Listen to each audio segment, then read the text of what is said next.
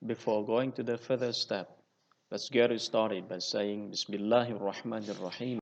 Rabbi zidni ilma warzuqni fahma.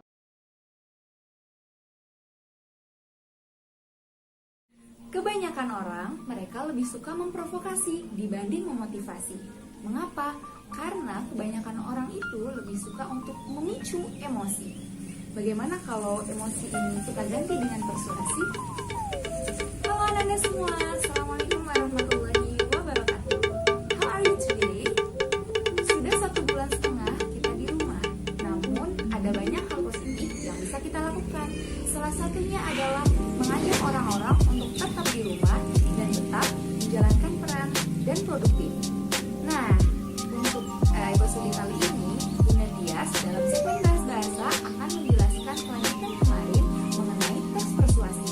Kali ini, Bunda Tias akan menjelaskan mengenai struktur persuasi dan kaidah pembacaan teks persuasi. Check it out. Oke Ananda, kemarin kita kan sudah membahas mengenai mengidentifikasi teks persuasi. Kita juga sudah belajar mengenai pengertian, kemudian jenis-jenis. Nah, sekarang kita lanjut ke struktur teks persuasi. Nah, di struktur ini, ada 4 struktur yang harus kalian pahami. Nah, yang pertama yaitu pengenalan isu. Struktur yang tentang pengenalan isu ini membahas tentang apa yang akan dibahas. Jadi sebelum dia mengajak, sebelum dia menghimbau orang lain, dia akan mengenalkan dulu isu apa yang diangkat gitu. Nah, setelah diangkat mengenai pengenalan isu, kemudian dia mengutarakan rangkaian argumen. Jadi pendapat-pendapat menurut dia sebaiknya seperti apa gitu. Biasanya ini disertai dengan data-data yang logis. Kemudian kita lanjut ke yang ketiga tentang pernyataan ajakan. Nah, di sini barulah ada kalimat-kalimat ajakan seperti kalimat himbauan atau kalimat imperatif. Contohnya, marilah, maka dari itu, pertahankanlah, ajaklah, jauhi, dan lain-lain. Nah, itu ada di sini setelah adanya rangkaian argumen dan pengenalan isu. Kemudian lanjut di penegasan ulang. Nah, penegasan ulang sebenarnya ini opsional, jadi boleh ada atau boleh tidak. Di penegasan ulang ini biasanya dia menegaskan kembali nih agar menguatkan di pernyataan ajakan yang telah diungkapkan sebelumnya. Gitu ya. Jadi strukturnya ada 4. 1 pengenalan isu, 2 rangkaian argumen, 3 pernyataan ajakan, dan yang keempat penegasan ulang. Nah, agar kalian lebih paham, Bunda akan memberikan sebuah video. Nah, bagi Bunda, banyak persuasi di luar sana, namun Bunda sangat suka melihat di catatan Mata Najwa. Nah, kalian pasti sering tahu ya. Nah, di catatan Mata Najwa itu Bunda melihat ada keutuhan struktur yang ada sesuai dengan teori yang Bunda jelaskan tadi. Nah, karena kebanyakan di catatan Najwa itu panjang-panjang, ini Bunda ambil yang dia sedikit namun menurut Bunda sudah sangat mewakili, yaitu judulnya mengenai kecantikan waktu memperingati Hari Kartini kemarin. Kita lihat ya.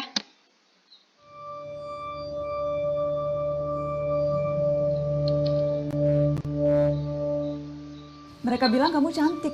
Andai badanmu lebih langsing lagi, lemak di perutmu masih menggelambir, kamu wajib diet, potong jatah makanmu, olahraga tiap sore. Tapi terlalu ceking juga gak enak dipandang, kamu kelihatan seperti orang sakit dan kurang gizi. Mereka bilang kamu cantik. Andai riasan wajahmu gak terlalu menor, cantik itu mesti terlihat natural. Tapi natural bukan berarti bebas dari make up, nanti wajahmu pucat, siapa yang mau menatap? Mereka bilang kamu cantik.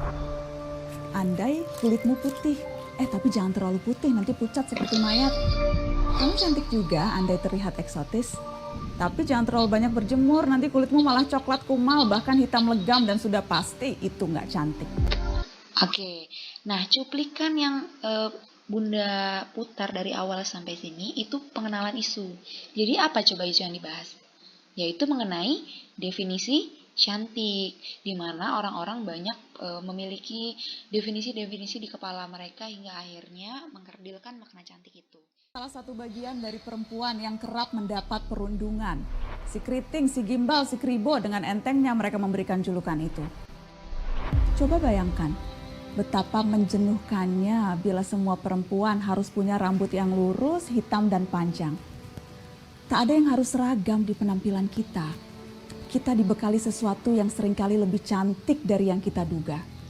Kamu yang keriting, kribo, atau memutuskan punya potongan super pendek, kenapa harus terganggu dengan ekspektasi orang lain? Kekayaan ekspresi itu punya pesonanya sendiri. Toh fungsi rambut tak sekedar estetika belaka, melainkan identitas yang melekat kuat. Warna rambut menggambarkan kepribadian. Gaya rambut menunjukkan keseharian, bahkan seuntas rambut bisa mengungkap asal-usul kita sebenarnya.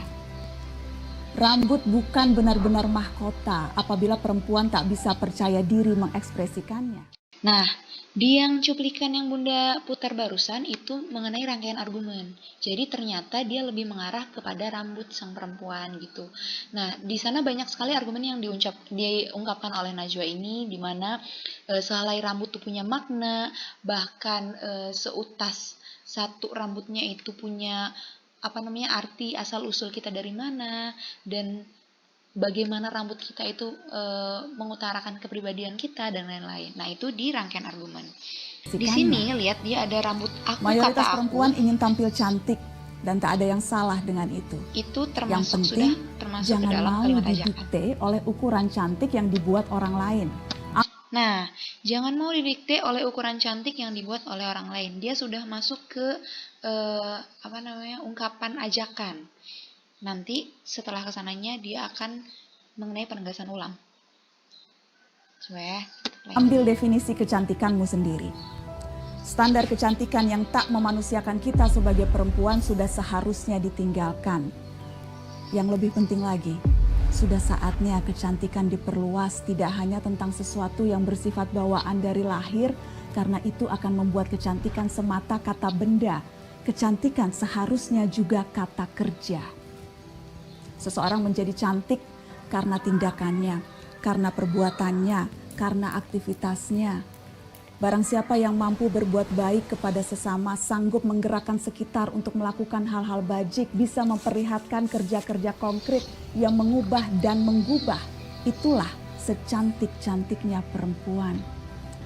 Kecantikan tak semata kualitas bawaan yang melekat pada seseorang, melainkan juga energi yang menyebar dan dirasakan di sekelilingnya. Dengan itulah kecantikan akhirnya menjadi berdampak. Nah, paham ya sampai sini? Nah, di sini kenapa Bunda mencontohkan ini? Karena bagi Bunda ini bagus banget untuk contoh, karena dia utuh sekali, strukturnya semuanya ada, dari pengenalan isu, dari rangkaian argumen, kemudian ada kalimat-kalimat ajakan, dan kemudian dia di akhir menyertakan penegasan-penegasan ulang untuk menguatkan ajakannya. Nah, kemudian kita lanjut ke kaidah kebahasan teks persuasi, yaitu ciri kebahasaan yang menandakan itu adalah teks persuasi. Ini pada umumnya. Nah, secara teori ada 3. Yang pertama kalimat imperatif, menggunakan kalimat imperatif. Kedua menggunakan kalimat bujukan. Dan yang ketiga menggunakan penghubung yang argumentatif. Kalimat imperatif ini menjadi ciri khas sekali tentang kaidah kebahasan teks persuasi. Kalimat imperatif tahu nggak apa? Apa bedanya dengan kalimat deklaratif? Dan apa bedanya dengan kalimat interrogatif? Ya, benar. Kalimat imperatif itu adalah kalimat perintah.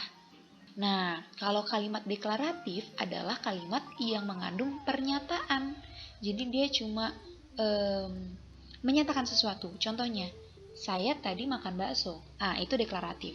Kemudian kalau interrogatif itu adalah kalimat pertanyaan. Contohnya, sudahkah kamu makan bakso hari ini? Nah, seperti itu. Nah, ciri kalimat imperatif, ingat aja ikan. Lah ikan. Lah ikan. Gitu biasanya kalau dimainkan oleh anak-anak yang sebelumnya. Nah, di kalimat imperatif ini cirinya kata-kata yang diakhiri dengan kata lah, i, dan kan. Akhiran lah, i, dan kan. Contoh, jauhilah. Atau lagi hindari. Atau perhatikanlah. Gitu. Nah, itu adalah ciri-ciri kalimat imperatif. Yang kedua, menggunakan kalimat bujukan. Kalimat bujukan itu adalah kalimat rayuan. Contohnya ada, penting bagi kita untuk melakukan atau percaya diri dengan keadaan rambut kita dan definisi cantik kita. Atau harus. Kata harus itu ada sebuah rayuan yang agak memaksa di sini ya. Nah, ini yang paling sering. Sepantasnya, nah itu adalah rayuan. Yang ketiga adalah penghubung yang argumentatif. Contohnya jika, sebab, dengan demikian, karena, akibatnya, dan oleh karena itu. Penghubung ini sering Bunda jelaskan ya. Masih ingat penghubung apa artinya? Yaitu penghubung sama dengan konjungsi. Nah, penghubung sering dipakai di semua teks, tapi penghubung yang dipakai di sini adalah yang argumentatif. Jadi yang menimbulkan sisi argumen. Jadi entah itu mau konjungsi kausalitas, konjungsi waktu dan lain-lain, tapi yang menghubungkan argumentatif itu termasuk ke dalam kaidah kebiasaan teks persuasi. Namun biasanya yang paling ciri khas nih dua ini nih. Dia mengandung kalimat imperatif dan kalimat bujukan. Nah, seperti itu. Paham ya? Persuasi yang bagus adalah persuasi yang tidak memancing emosi dan bisa menjaga kata-katanya, namun tetap bisa mengajak para pendengar dan juga para pembaca untuk melaksanakan apa yang dia himbaukan atau apa yang dia ajak. Nah, bagaimana Anda sudah mengerti apa yang telah Bunda Tias jelaskan tadi? Tetap semangat di rumah, tetap stay at home, dan semoga kita segera bertemu lagi. Oke, cukup sekian. Terima kasih partisipasinya. Bunda akhiri, wassalamualaikum warahmatullahi wabarakatuh. Dadah!